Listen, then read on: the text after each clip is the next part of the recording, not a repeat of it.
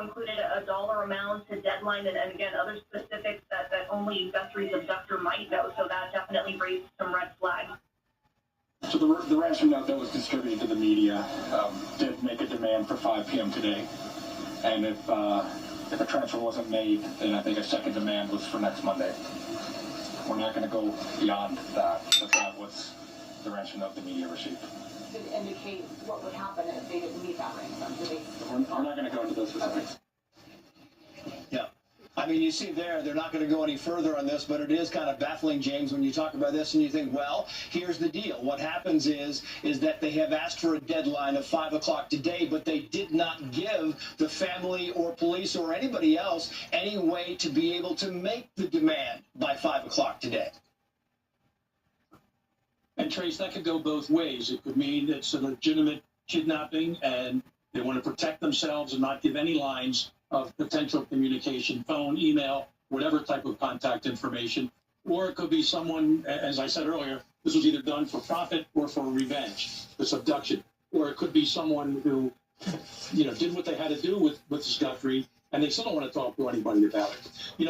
I coined a term about 20 years ago. It's an acronym, POMIC. A lot of syllables coming up. Post-offense, manipulation of investigation, communication. I was seeing a lot of crimes being committed, rapes, murders, that people will be suspected, and they put these letters out somewhere in the criminal justice system, the media, to lawyers, to police, whomever, and that is designed, like I said, to throw off, misdirect the investigation. So I would want to look at this, these notes. The forensic linguist in me would really like to look at them and break them down from an idiolectal perspective, any dialect features contained therein. But at the same time, they have to work it seriously. But unless there's something in there that only the offenders, the abductors would know, I don't put as much faith in it as possible. But they still have to work it like it is a real kidnapping. It's not proven otherwise.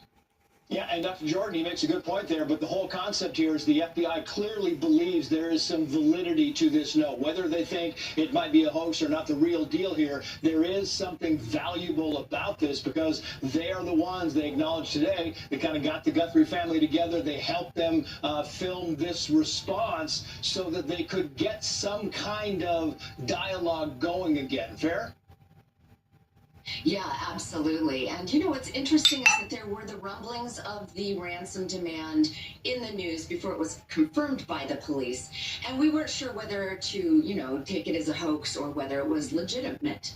And since then, they've obviously validated it enough to put that video appeal out last night with Savannah and her siblings. The rumors were, though, that they listed something in that communication